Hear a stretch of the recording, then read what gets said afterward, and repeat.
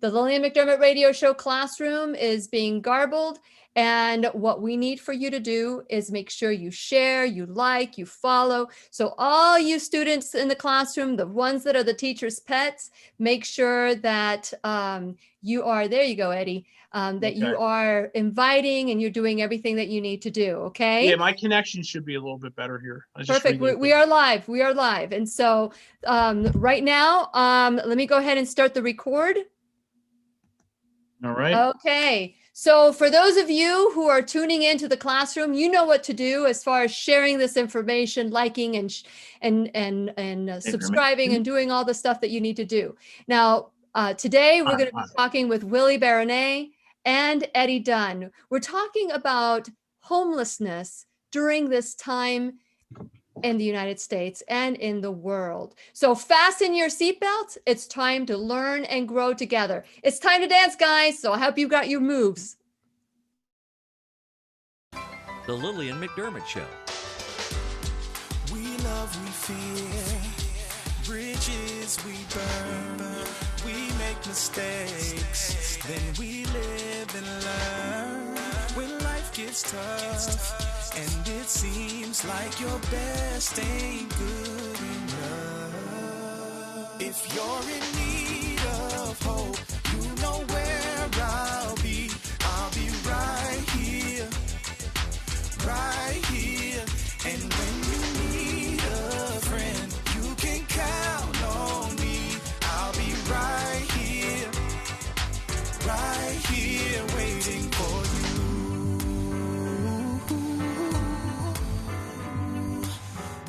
This is the place you can always turn to when you need a friend. The Lillian McDermott Show. To reach out to Lillian, visit her on the web at whenyouneedafriend.com. Now let's all learn together. Here's Lillian McDermott. Hello, my listening and viewing friends. It's so nice we can meet each other on the air on this beautiful, best day ever. And for those of you who are tuning in to the classroom for the first time, please know I've been waiting for you.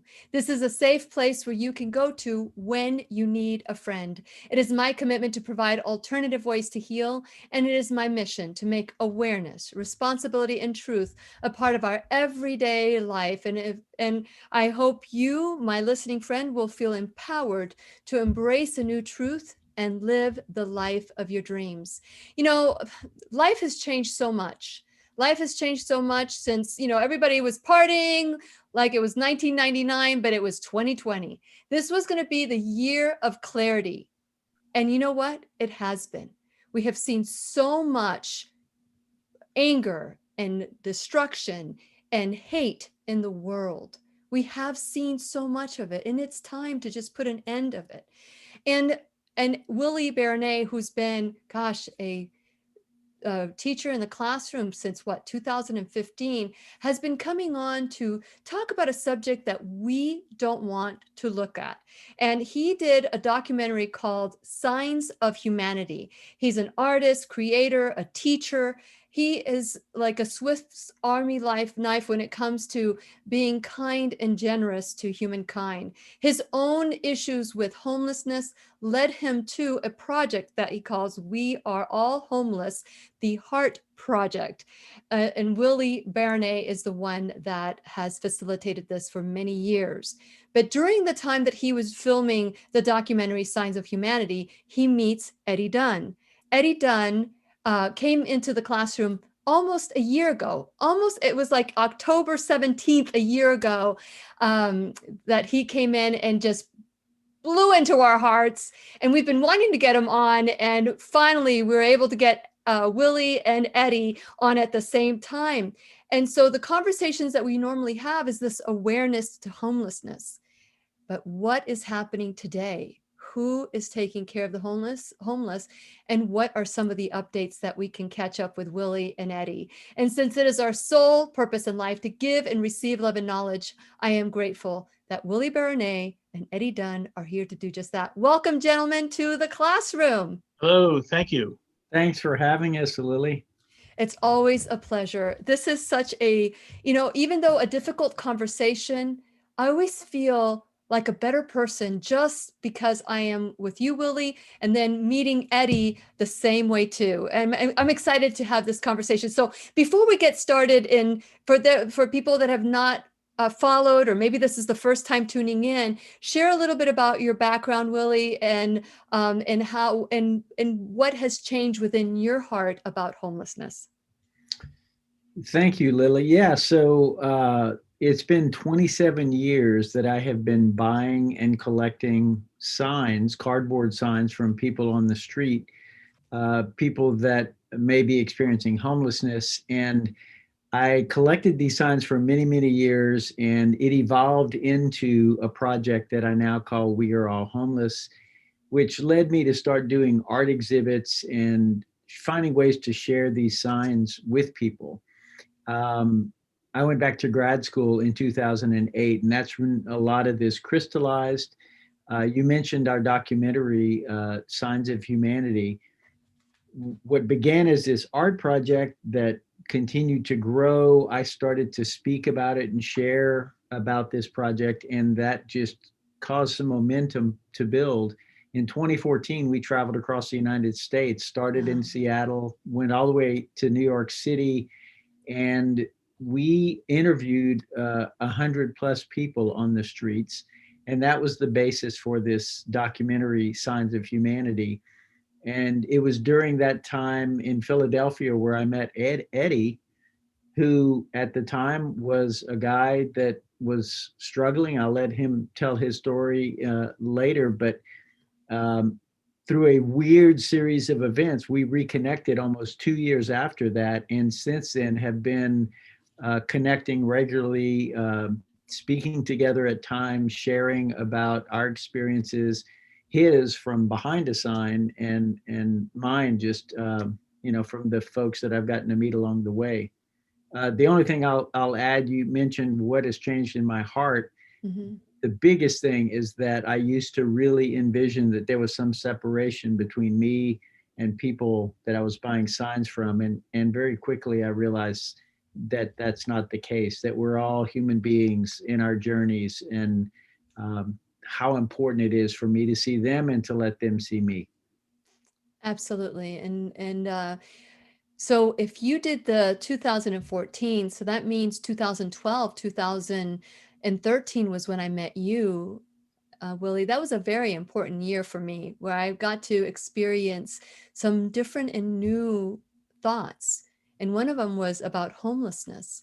And because of you, I started carrying water in my car, bottled water, for people that are that have signs. I haven't bought a sign yet, Willie, and I will send it to you if I do ever do that. But I do offer water.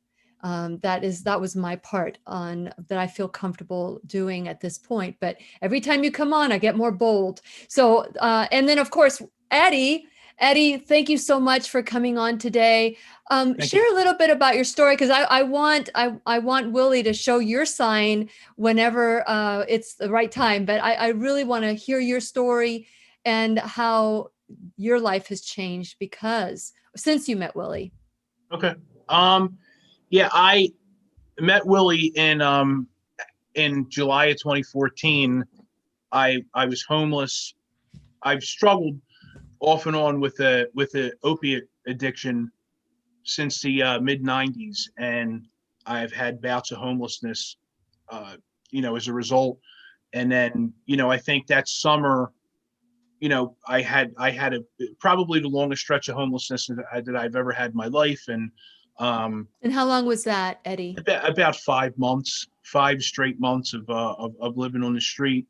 And I encountered Willie in Center City, Philadelphia, and he was with a crew of guys. In my mind's eye, like I picture, like, you know what I mean? Like, truth be told, I saw the interview on the documentary for the first time and was like, wow, I don't remember saying some of that stuff.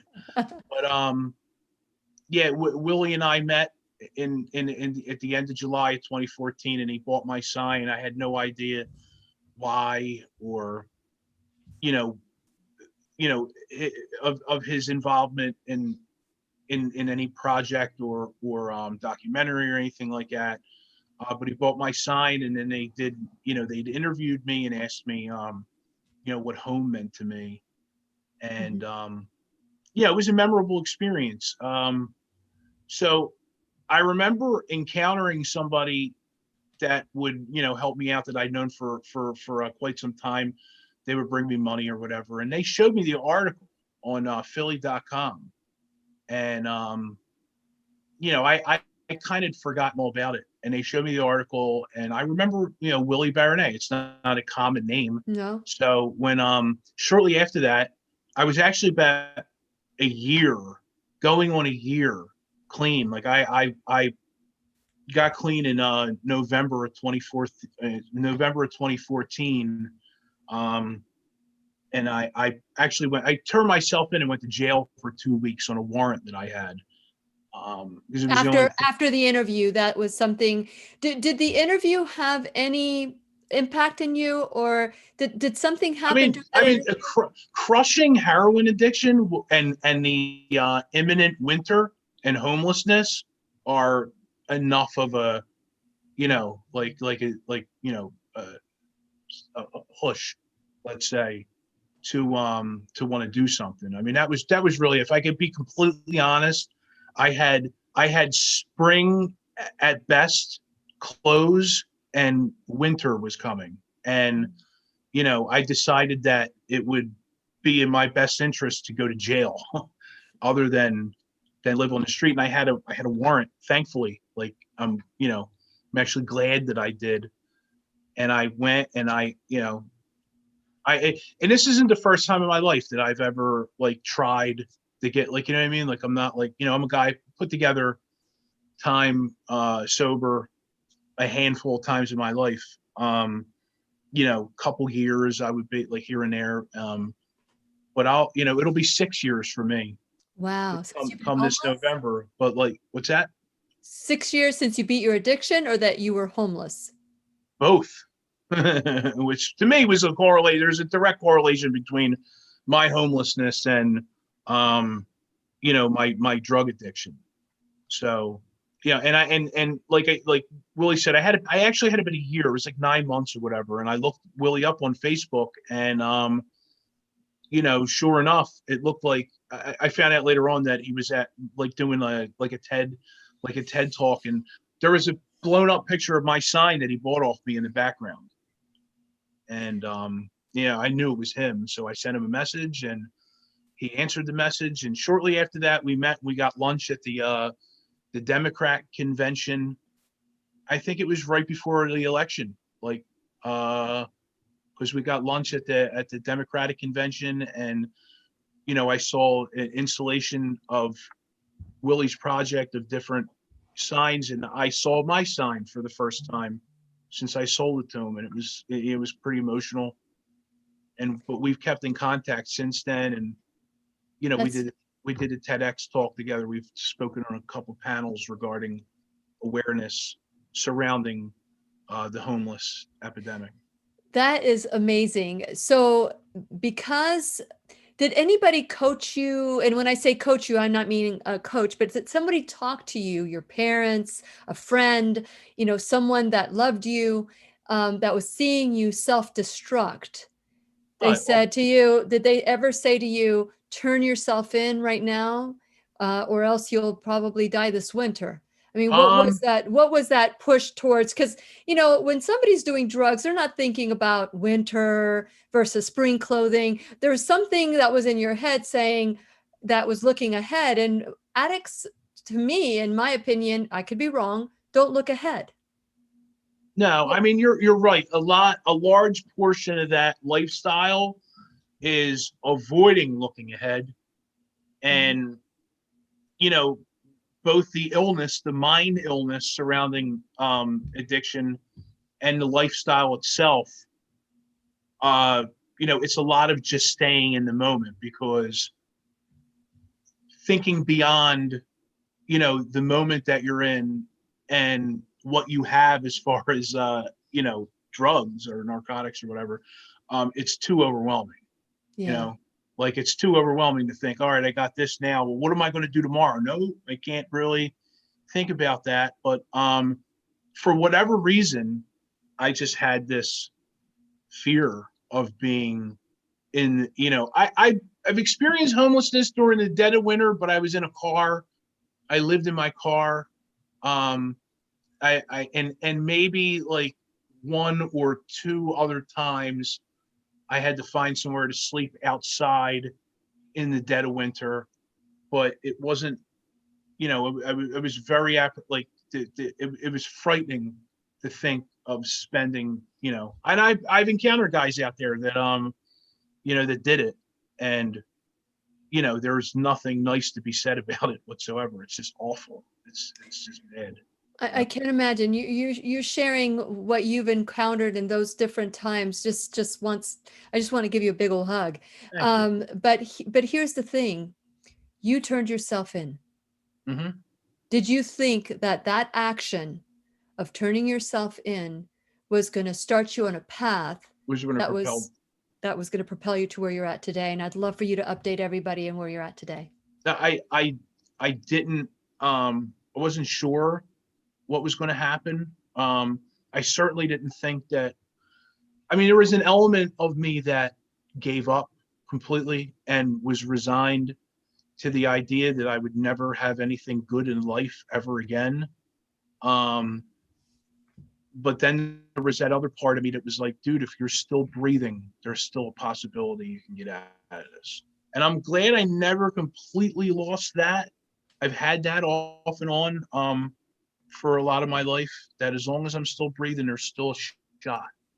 What is that, Eddie? What is that? Can you name that? So, a lot of spiritual thing. Good. Okay. So let's go deeper than that. So let's name it. Let's call it what it is, because sometimes people lose that. Yeah. Whatever that and I've is. seen that like happen in people, but like I never really had an issue believing that there was like a God. Never really did. Never had an issue with that. Did I have an issue with like certain elements of religion? Absolutely. Right.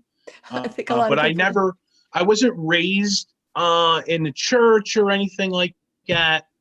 But there was always a part of me that believed that, like, for example, I don't know if there is this like extreme punishment for taking your life as far as like a lake of fire or anything like that. I don't know if that's a thing, right? But I do believe what I thought about my life, and I said anything that I've ever tried to use the easy way out has always had some kind of disastrous result. And something told me that there was something like some kind of I don't want to say price, but penance. I don't know, but something, it wasn't good. Like, you know what I mean? Like, I don't like, and there's a fear. There was a fear that something not good. Like, I don't know what it was. Like maybe I would have been forced to see my family more and I couldn't talk to them. Like something was going to happen that was, and that fear kept me from committing suicide, like a lot. Or else, because if I was an individual that believed that you just turned off like a light when you died and whatever, didn't live on consciousness or soul or whatever, I would have did it. No doubt. But the idea that I would experience something worse than what I was going through, possibly as a result of doing that, was like, I was like, no way. Like, that is so powerful, Eddie, because here's the deal.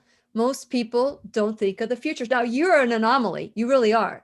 As an addict, addicts don't look at the future. They just want the now. They just want the hit. Now, people that commit suicide, they don't think about the future. They just do it because they want immediate end of pain. They're not trying to end their life. They are wanting to end the pain. Yeah. So if there's a possibility that the pain in any way continues, which, again, like, I don't know. I really don't know what happens, right? But I don't believe that consciousness, let's say, dies, right? It's my belief. I don't believe it. One could call it what they want, the soul, consciousness, whatever. I believe that you live on, that there's really no such thing as death. And I've always had that feeling. And I've never really been like I said, I mean, there have been times in my life that did I never go to church? Absolutely. I've been to church. You know, I've you know, held high the regard of, you know, advice given by, or, you know, people who were religious in one way or another, whether it be Christian, Muslim, or Yeah. whatever, and have listened, and I've always noticed that many people who were believers in you know, whether or not they were like involved heavily in practicing Buddhism or whatever, that they were at peace. You know what I mean? So there was some element of me that always believed that there was something about that. But just like anything else, human beings take things and they mess them up. And Yeah. like any kind of like adverse like feeling I've had towards any of those things was because I knew that people took something that was meant to be good, put a spin on it, and diluted it in some Yeah. manner. So If Dr. that's- Day and I started a Bible study.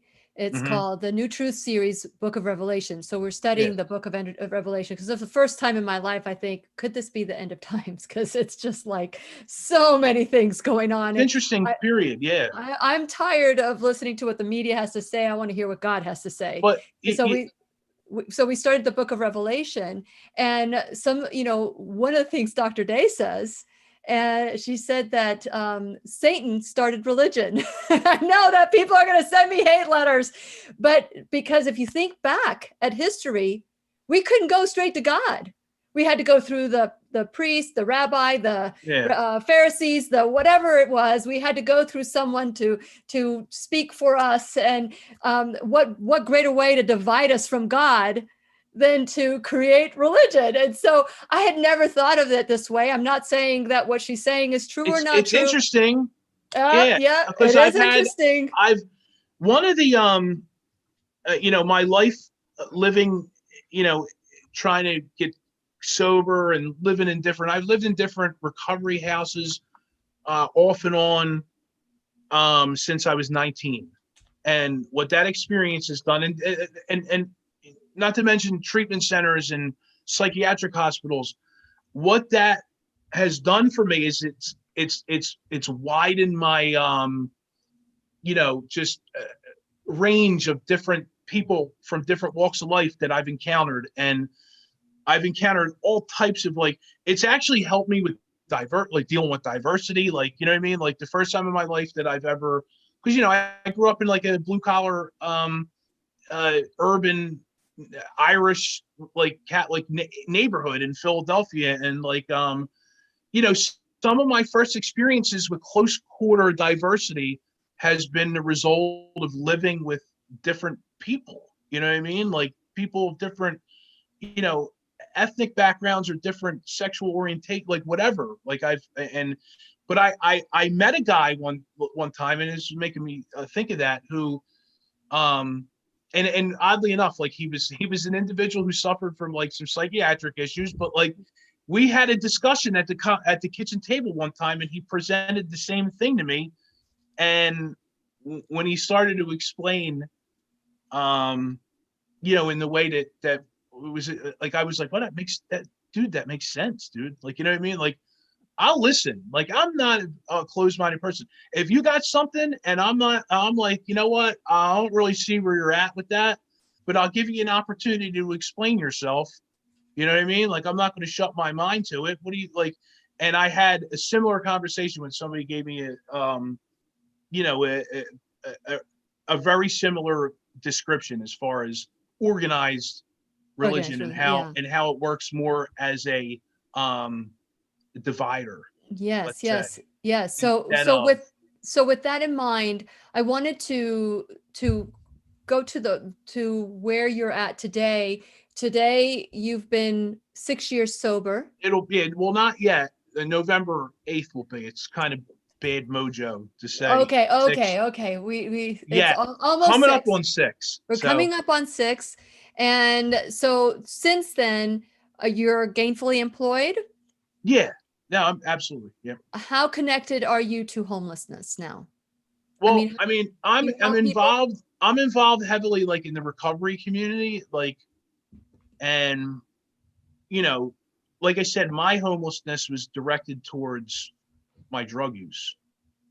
So, you know, I'm involved in more of like a preventive type of thing, like with people who are trying to get sober, who may also have a history of homelessness as a result of their drug use. Yeah. And You know, my concern, like, is that, also, and I'm, you know, I'd like in the future to be involved with this element, but, you know, mental illness, like my son, I have a son that's mentally ill, and I'm 100% positive that if he didn't have like me and his mom, that he would be, he's very much in danger of being, because he can't, like, he needs people to help him take care of himself. And I think that that's an issue. So, well, isn't it interesting that you've gone through a very similar path, and perhaps maybe you would been given compassion to understand a little bit more what yeah, he's going through. Yeah. Yeah. Willie, as you hear Eddie speak, I look at you as a proud father.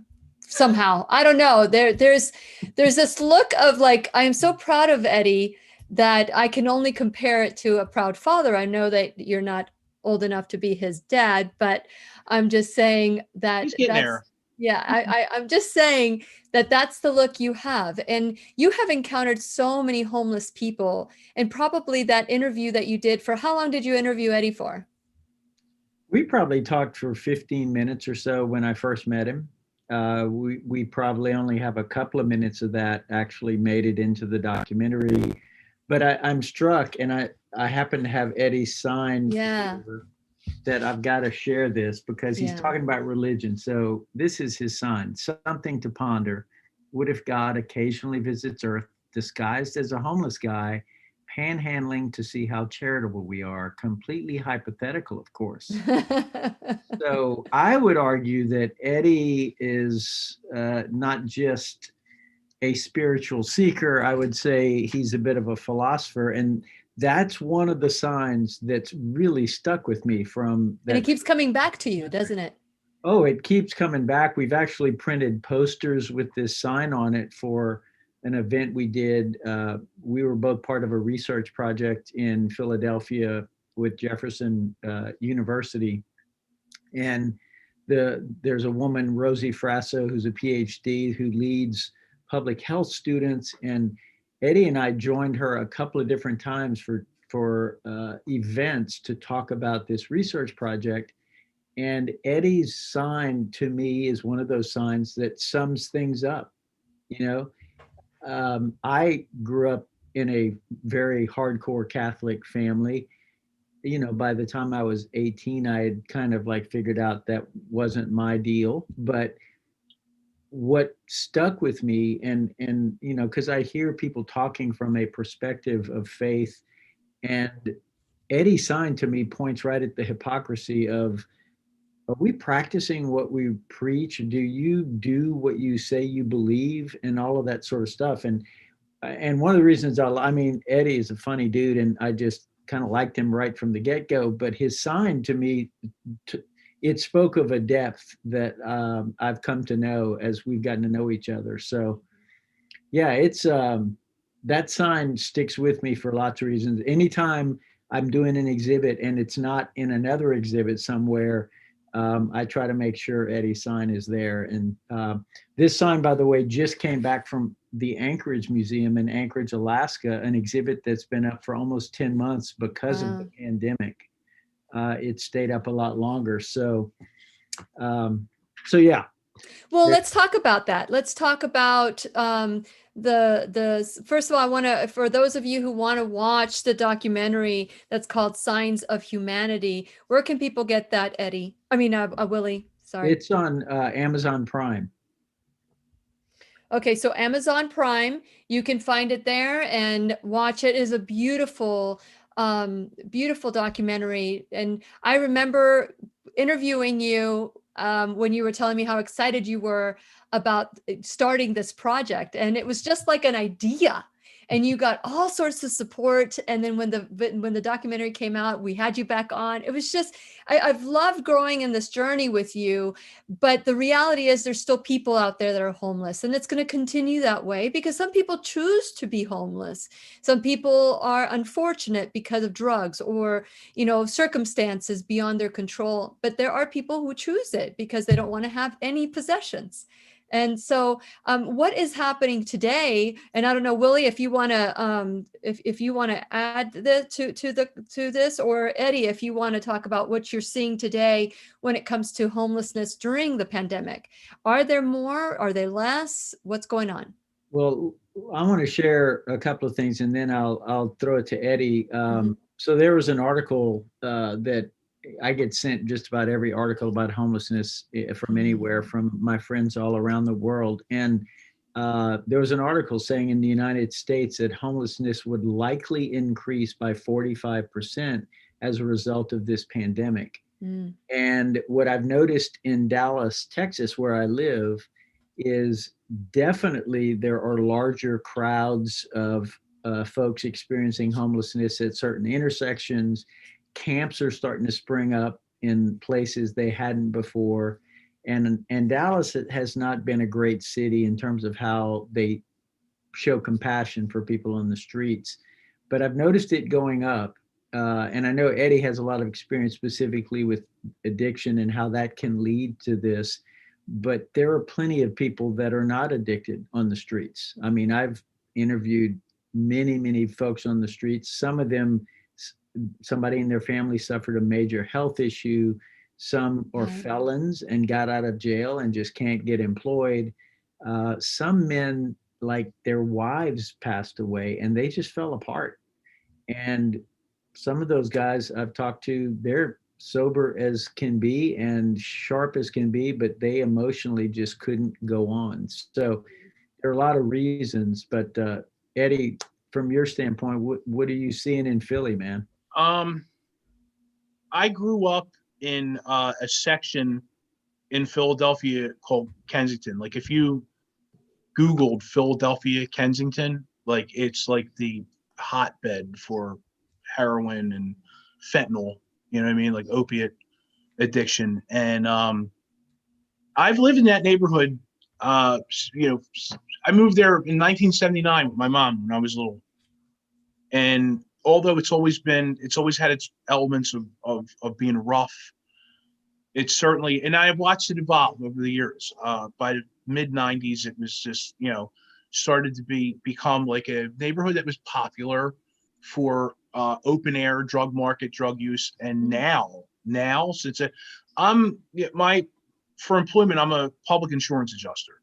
Mhm. So I had to go meet a homeowner at at a property where they had a fire in my old neighborhood very recently, like a few weeks ago. And I drove by the park that was around the corner from my house. Now, this park has always had the moniker, like it's always been referred to as Needle Park for obvious reasons. Yeah. And when it got that nickname, it still really wasn't. I mean, it had people like, it was, now it just looks like Woodstock in there right now. Really? Like it's I've in my whole life growing up in that neighborhood, I've never seen the amount of tents and blankets that were out. And as I was driving by, literally, I try to avoid taking pictures of people, or I actually don't. I don't ever do that because, God forbid, like, you know what I mean? Like something like that whatever. I mean, there is a picture of me, but, there's a good story. Like if somebody ever found my picture, I'll just send them the TED Talk that I did, and, it would be explained. But, as I was driving by, there was literally a girl that must have been maybe 20, and she was on the pavement and she was ODing. And I got out of the car, I called the ambulance, somebody came over. All the addicts have Narcan. They gave her Narcan 3 times. She finally regained consciousness. This all took about 15 minutes. And, there was a period of time where they thought she was dead. And then she woke up. And then when the ambulance showed up, she said, "No, I'm not going with them," which I understand. I used to be the same way. I'm not going to the hospital. And there was a guy that lived across the street, and he just said that it's a reoccurring thing all day long. People just OD and like just overdose, and ambulance comes, and people give them Narcan. It's just constant. And So I've it's never gotten seen worse. It's gotten I've worse. never seen it this bad in my whole life. And that area has been known for open air. Like, it's like, the only thing I can say is Google a YouTube video and it's known as, a lot of people compare it to a third world country, like that area just looks so, it's very sad. But no, it's way worse. And there's a number of factors that are adding to this, that a lot of people don't realize. People are getting ways to get PUA money, like the pandemic money, that are homeless, and they're not looking for housing with that money. You know what I mean? There's just, you got homeless people walking around outside living in tents. They get, with $8,000, like, you know what I mean? Like it's just insane. So there's a number of things that are happening that have made drug addiction and homelessness worse. So you're saying that they're getting too much money and they're using it to, I mean, it's not all the time, but there have been instances like, it's insane. What's the solution? What can we do? Because this is about taking personal responsibility and ownership of this. And you've been there, you got out of it. You've been gainfully employed and drug free, and you have your second grandchild is coming, and there's so many things that are happening in your life. The only thing I could really do, that I could do personally, is try to help people from a preventive, you know what I mean? Because it's very difficult when one is in that to get to be an outside influence and pull them out. Like, so my encounters with people that are in that are, the only thing I can do is be loving and compassionate and understanding, you know what I mean? And, try to help where I can, like if, connect them to somebody who can maybe help them get the detox or whatever. But, I think that's, to me, my experience with that whole, and I know, again, this is just an element of the homelessness, but it's a huge one where I'm from, right? Mm-hmm. It's just, it's huge. Well, I think the big thing is people returning to drugs. Like if anybody, most people who have had an experience with drug addiction through one thing or another have experienced time away from the drugs, whether it was from treatment or they went to jail, whatever. They've had a period where they weren't doing it. And then the problem is that they do it again. Mm-hmm. And that's a thing that I've had for a number of years. So my focus with that is, let's talk about what we could do to prevent you from going back. Yes. Like that's my thing. And the thing that confuses people about that is that that's more of a spiritual thing. Like that's more of an internal thing that has to be addressed, other than, listen, other things are important, and help instill pride or whatever, helping somebody get their driver's license, like helping them fix their teeth. Like those are all good things. Helping somebody obtain housing, like there's different programs for that. But one can get all those things back and not do anything about their internal condition, and they'll go get high again. Mm-hmm. Yes. And, and Willie, is there anything you'd like to add to what Eddie is saying? I think Eddie is actually saying this in a slightly different way, but there is a willingness and ability to love oneself, or at least believe, have hope, feel some self-regard. And as we all know, addiction is a symptom of something else. Mm-hmm. Eddie calls it this interior condition. And that's the piece to me. And, if there's a mission behind We Are All Homeless, it's really about trying to honor and see and respect the human that's there, regardless of the state they're in and regardless of the choices, whatever got them wherever they are, whether it was their fault or not. And so I think it's just a reframe of what Eddie's already saying. But yeah, I think deep down, there is some commonality to a lot of folks that I've experienced and interviewed. Yeah. And, I understand what Eddie is saying when it comes to, trying to be on the preventive side, because when somebody's in it, it's really difficult. And Willie, I want to address this question to you because you helped me be able to look at homelessness back then in a totally different way. First of all, how do you know, and Willie and Eddie could probably answer this question as well. How do you know when it's the right time? Because when you're in it, it may be more difficult, but do we, and you and I and Willie, you and I had this conversation before, is like, when do you give money? Like, I give water.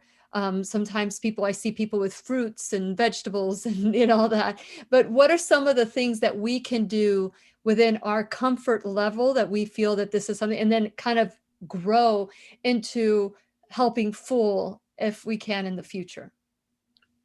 Um, well, I think you said a couple of really key things. One is this feeling, growing into feeling safe enough to do whatever. First and foremost, I think people take care of yourself. And if you are in fear or don't feel safe enough to engage in any way, then I think you got to honor that. But even through a raised window in a car, what I believe people can do is to simply make eye contact and wave and smile to acknowledge that human being. Beyond that, I think it's really about, people trusting themselves. And, it first couple of times so I've been buying signs for 27 years. 7 years. The very first few times I was scared. I didn't know what I was, I didn't know if they were going to be mad at me or whatever. And almost instantly that dynamic shifted. And from that point forward, I don't remember being scared. And I mean, I've been not just in Philly, but in Detroit, in LA, in some really rough areas, alone with an expensive camera, buying signs. And the truth is, I haven't felt afraid ever in many, many years. That doesn't mean maybe I should, but I'm just saying that generally speaking, I have felt safe and I've been very comfortable, whether I was buying a sign with money or handing them food or water or whatever that is. But I tell people, trust yourself, do what's in your heart, but start by seeing the other person. Let them see you. And that's where everything begins for me. If at some point you get inspired and want to go figure out a plan for helping people fix their dental issues or job training or helping vets or helping women who are fleeing domestic abuse or helping kids that are on the street because they came out to their parents and were kicked out. Yeah. The list is long, and there are people coming up with great ideas out there all the time. So whatever you get inspired to do, I think that's fantastic. But if all you do is smile at somebody, that is huge because, Eddie just said that, man, if he didn't have that awareness that there was something to keep going while he was still breathing. And, I think for some people, a smile at the right time might be the thing that gets them another period of time. So, Willie, can you Definitely share? Yeah, can you share a little bit? I just dropped my phone. Can you share a little bit about your own, so that it gives us permission to look at our own stereotypes, our own issues about homelessness within our own hearts? And if you'd like to share a little bit of your story. well, what I remember distinctly, the first time I recall seeing people standing on corners with signs, is that I thought there was something wrong with them and they were different than me. I felt guilty very soon after that. and this, you know, I've got my own psychological background, but there's no question that the guilt thing didn't help. And the more I felt guilty, the more I felt disconnected. Um, what I now believe and what I try to get people to realize is that feeling guilty, feeling ashamed of yourself, whatever that's about, that doesn't help anybody. And, you know, the title of Eddie's and my TEDx talk when we spoke together is called It's Just Us. And the reason it's called that is that I used to think it was us and them, Mm-hmm. and it isn't. It is just us. And the artificial barrier that I create about somehow I'm different than this person, it's all up here. The Mm-hmm. real truth is once I start having these conversations, that all goes away. It melts away. I hear about their stories. I hear them talk about their dad and they realize, wow, we have some stuff in common. We talk about creativity. I've met some fantastic artists on the street and we talk about art. All of that to me is just evidence of if I'm willing to open a little bit, amazing things come in. Who'd have thought when I met Eddie that's, 6 years later, he and I would, I mean, I can text Eddie at any time, day or night, and I promise you I'm going to get a text right back. It's like, who'd have thought we would be connected the way we are? Yeah. And I mean, again, I quit trying to predict and I just try to listen better and stay open. I love that. And Eddie, I guess the stereotype is if we give money, they're just going to use it for drugs. If we don't, what help us with the mindset? What helps people? Eddie, Willie's talking about a smile, eye contact. What can we do in your perspective, being that you're on the inside of that homelessness experience, even I, though s- I- we have yeah, that too. I see. I understand. Like when somebody says, "I don't give money because this individual may use it for Yeah. alcohol, Mm-hmm. drugs." I understand that. But me personally, do I always give money? No, but I lot. I do a lot. I do it a lot. And I do that knowing that individual is probably going to, not most likely, excuse me, use it for, use it to get high or whatever. But I only do it because I know what it's like to be somebody who's like, living on the street and they're like, I think the most important thing anybody could do, like Willie mentioned, is, just acknowledge people. Like, I have, where I live right now currently, walking distance from my house, there's an intersection where there's just a string of, homeless people with signs, and like me and my girlfriend, like we know them. You know what I mean? We know them. Like they're acknowledged by us as people, not just like, whatever. Not just homeless people, they're people. There's fair people. Yeah. And oddly enough, like I understand, like, despite the fact that I went through what I went through and eventually would experience homelessness myself. I've also have had the viewpoint at another period of my life where they're annoying, they're invading my space. Like, you know what I mean? Like I've had that. I really have.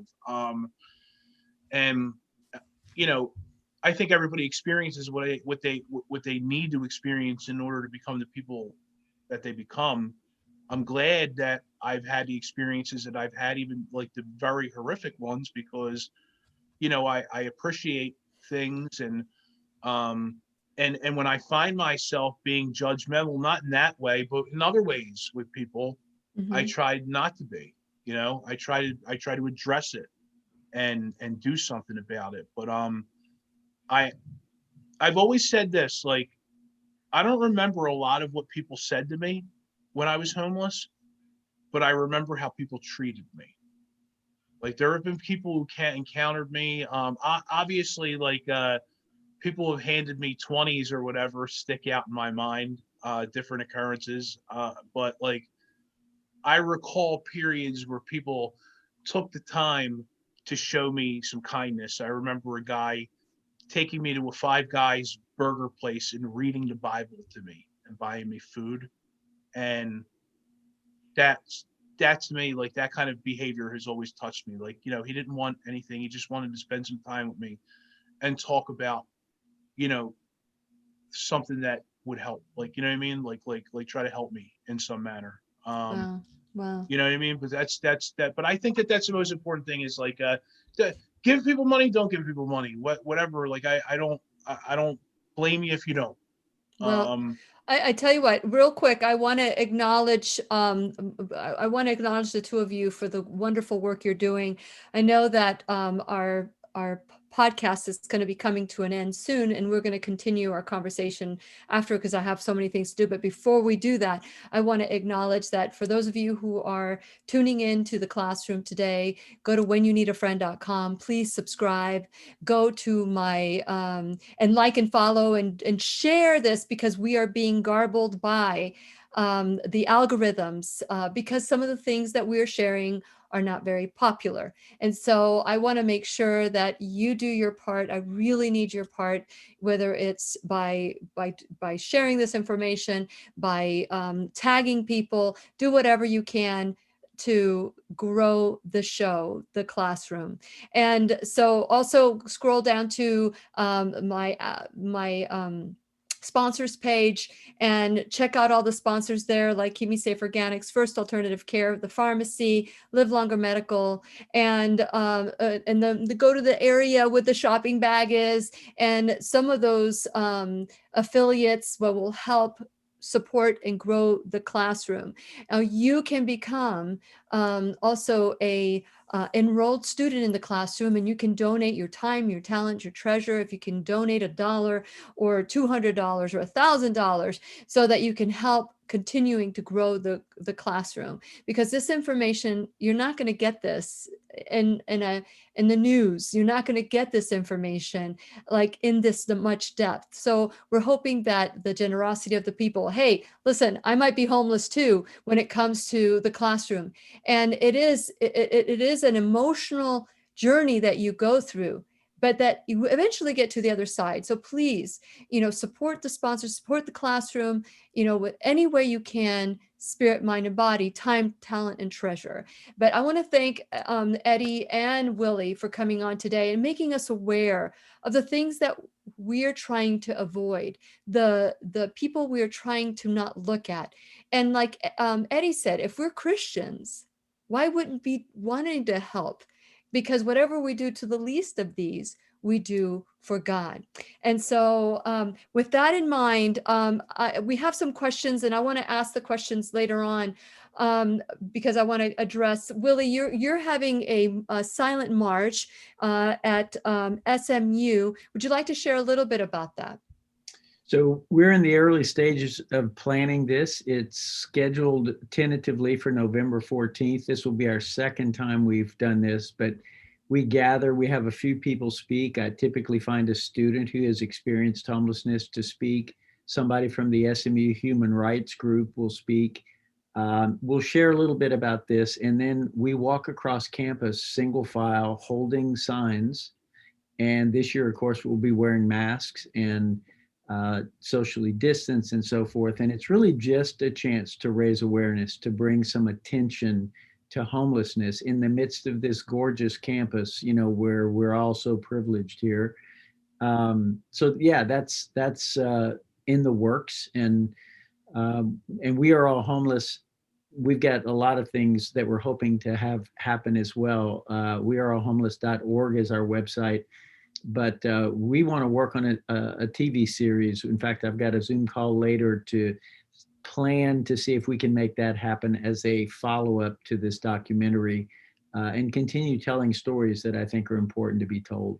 Oh, you know what? I hope that happens. People need to be aware. This is a topic that we don't want to look at. We don't want to, because in your situation, Willie, and I always take this with me, is that your situation is that you were this close in your heart of that homelessness, the emotional component of that homelessness feeling of not feeling safe. And when we look at somebody else's homelessness, it's a reflection on our views and perspective of that. So you really changed my way of looking. And sometimes I still find myself looking away or pretending I'm busy, and that's my own thing. But having that water, being able to give back is just something very important that I learned from you. Now, Robert, if you can just give me 5 minutes, that would be I would be very grateful for that. And now, Eddie, in your perspective, as we kind of wrap up, and if you can share some of the things that perhaps we didn't know about homelessness that you want us to walk away with so that it will bring more compassion to our heart. I mean, obviously, like there's an element of feeling invisible, like to the world and everybody. So, like I said, the you know, the engaging in eye contact thing is, you know, is definitely helpful. But like, you know, I mean, also, and I've said this even in the, you know, when we did the TED Talk, like, you know, there are people that, you know, and they may not always be in that condition. You know what I mean? Like, I know me, like, I've known plenty of others. Like, you know, there's an individual in my life that, you know, I look up to, and he experienced 7 years of homelessness. And that dude is going to be like, he's going to get his doctorate. Like, you know what I mean? Wow. Like, people aren't always in that condition. Like, you know what I mean? You're not looking at people that are, you know, that are necessarily going to be like that forever, you know? And I like that, you know, I like that verse where, you know, how we treat the lesser of us, like, you know, and Matthew I 25, yeah. Yeah, that's, you know, Matthew 30. I've always, you know, I've come more to understand that since, you know, my experience and you know, it's easy just to show kindness or whatever towards the people that I can benefit from, right? But like, who am I showing kindness to somebody that I really don't have to, you know? And those are some of the things that I ask myself, not just with homeless people, but with anybody, like a cashier at the coffee shop, like, you know what I mean? Like, am I, you know, or a telemarketer, you know what I mean? Like, people I don't know about that one. People don't want to listen. I was a telemarketer at one point in my life, and oddly enough, I have, you know, said some unkind things to telemarketers, and or was, you know, messing with, you know, just not being very nice. And I was called out on it by somebody, and I was like, you know, they were like, that's just a person that's trying to get a paycheck, dude. Like, what's wrong with you? You know what I mean? Yeah. But like, you know, none of us are perfect, but like, I just, you know, for people to understand that those are human beings, they may not always be like that. And, you know, an eye contact and smile is free. It doesn't cost anything to do that, you know? Very good. And that eye contact and smile, I would say for someone who's driving by, I don't want that to be misconstrued that, you know, look at you, look at me, you know. So it breaks that awkwardness by saying it's okay to look and it's okay to smile.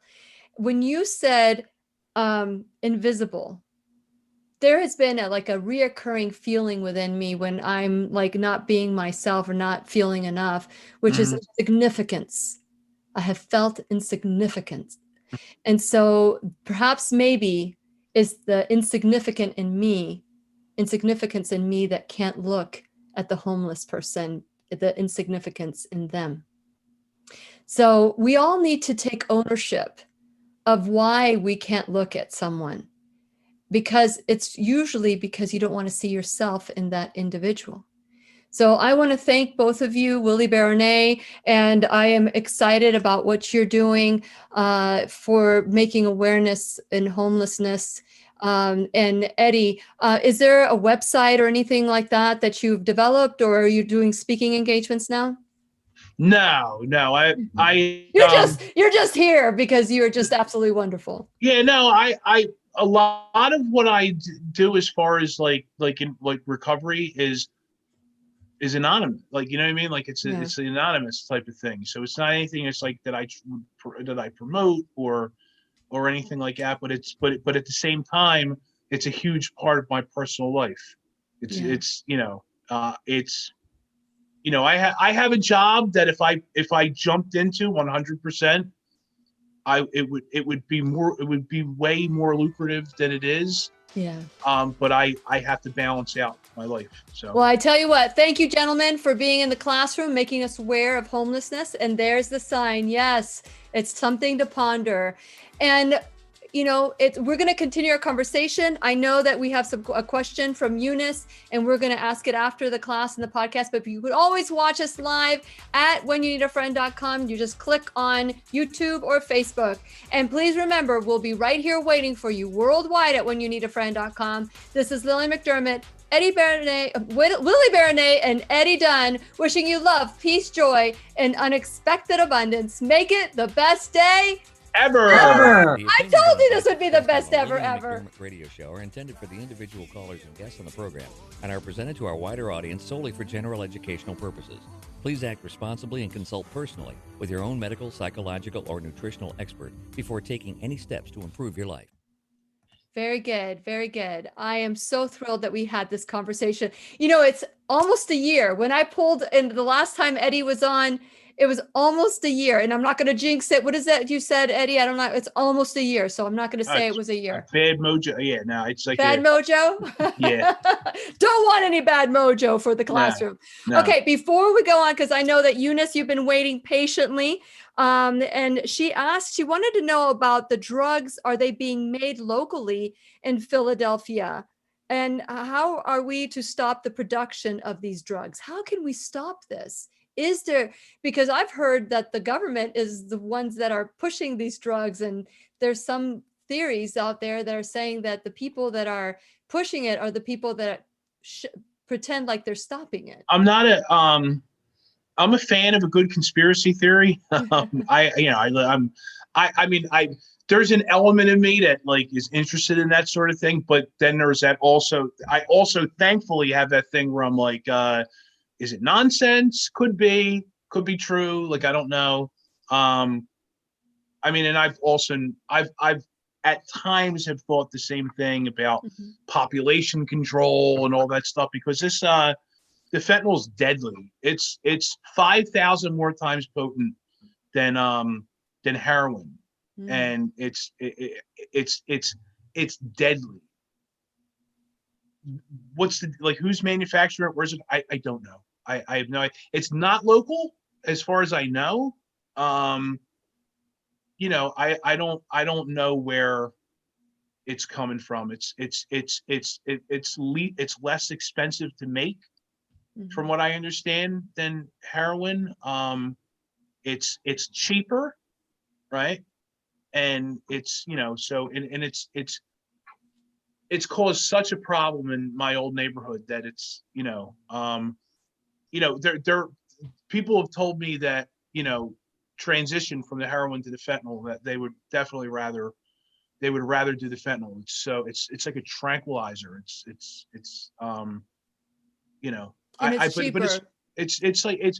heroin was $10 a bag when I lived on the street. It's now $5. The fentanyl is $5.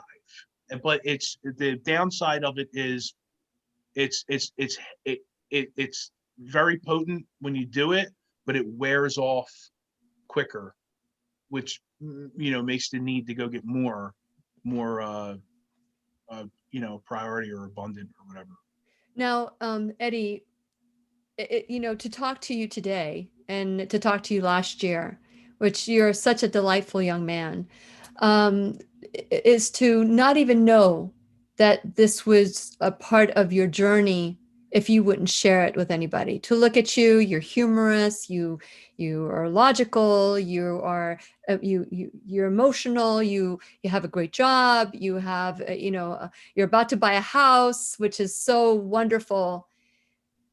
But yet you've done a lot of work on yourself in order to achieve this. This wasn't just get off of drugs. No. What are some of the things that for people who are struggling to get off of drugs, or that want to live a life that could be pleasing to them, what are some of the steps that you took other than turning yourself in because you had a warrant to your arrest? No, well, the detox element is just a very tip of the iceberg. Correct. I've been in treatment in some form, maybe 40 sometimes in my life. Like it's a good beginning. Taking steps to get treatment, hospitalization treatment is good. But the things that I did were like based in like the recovery community, like, like being a part of that instead of just somebody who's, who goes or is around it, so to speak. Like, I'm a firm believer in spiritual treatment. Like, I'm a 12-step guy, let's say, right? Mm-hmm. And there's elements of that I believe are important and need to be like addressed immediately. And it's hard for the individual in recovery to understand that because, I tell people all the time, I'm like, dude, like, getting a job is great. Getting your girlfriend back, that's cool. You know what I mean? Being able to have access to your children and talk to your mom, those are great things, but unfortunately they're not treatment for drug addiction and alcoholism. Those are good things that you're doing, right? So if I tell people this, I'm like, if I ran into a guy that I haven't seen in a while and like a CVS and I say, hey, how you been doing? And he says, yeah, I've been working like 80-hour weeks. I'm trying to stay away from bad people and the drug element. And, I got my kids back and, me and my wife are working it out. I would go, yeah, that's great. But what are you doing about your internal condition? Nobody really thinks of that, right? It's kind of, there's this thought process that if I fix the outside of my life and just that, addiction's an internal problem. There's something going on with an individual internally if they've decided to smoke crack or stick a needle in themselves, right? It's not normal. You know what I mean? Like it's not normal to convince yourself to do something like that. So that part of you that led you in that direction in the first place, that needs to be treated. It needs to be healed, or you're just going to do it again. And was my experience for a number of years where, I would kind of get back on track, as people would say, and I would have these discussions with, like my mom, for example, from the phone in the hallway of a psychiatric hospital or a rehab, and my mom would say, Eddie, like, what's going on with you? Like, you were doing so good. But the problem is that like people don't know from a recovery perspective what doing good actually means. From an outside perspective, like somebody who's never had any experience with it at all would, and rightfully so, tell somebody that just described their life in that matter, I'm staying away from drug, like working 80 hours. They would say, well, that sounds good. Keep doing what you're doing. Right. Mm-hmm. And not me. I wouldn't say that. I wouldn't say that to that person. I would say, dude, you might be on thin ice, bro. You know what I mean?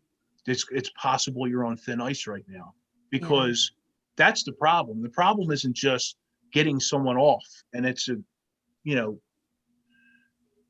huge step, but it's like I said, it's the very tip of the iceberg. And there's many, many, many people I know, including myself, that have been off a number of times. The problem is you go back.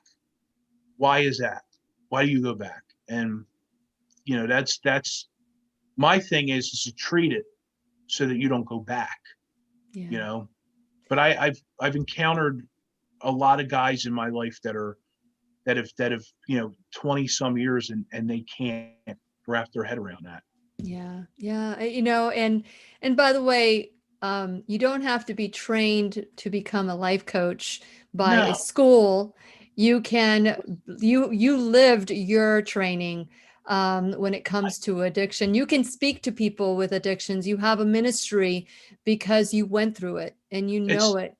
It's funny because like I'm not a life coach. Like, I know. You're No, not no. technically, but I think you are. No. But like you have people that are like I would never tell somebody there's different schools of thought in the recovery community. I think that there is a school of thought that leans more towards therapy. There is a place for therapy in the recovery community, but once again, I don't think that that's treatment either, right? I really don't, right? Then there's, so if I'm talking to a guy and he tells me, he's having issues and, with his relationship or whatever, I'm like, dude, I'm not Dr. Phil. I can't really help you I don't know who you should be in a relationship with or where you should work or whatever. I just know that developing a relationship with God, helping other people, letting people know where you're selfish, dishonest, self-seeking, and frightened, talking about it, right? And having a period of time in the morning where you practice some kind of prayer and meditation exercise, these are all treatment. Those are treatment elements, right? Mm-hmm. That a lot of people don't really think are, right? Yeah. And that's okay, because I didn't either for a long time. And sometimes it takes pain for an individual to consider doing some things that they wouldn't normally do. So, well, talk about turning your pain into purpose, your mess into a message. And you're taking your experience to helping others, and that to me is responsibility, taking ownership of your life. We are when I coach people, I coach them on different aspects of who they are. They're the financial side of them, of course, their education, their finances, their savings, whatever it is that they want to achieve there. There's also the spirit, mind, and body that we most people neglect. And then there's relationships, because we are interconnected with one another.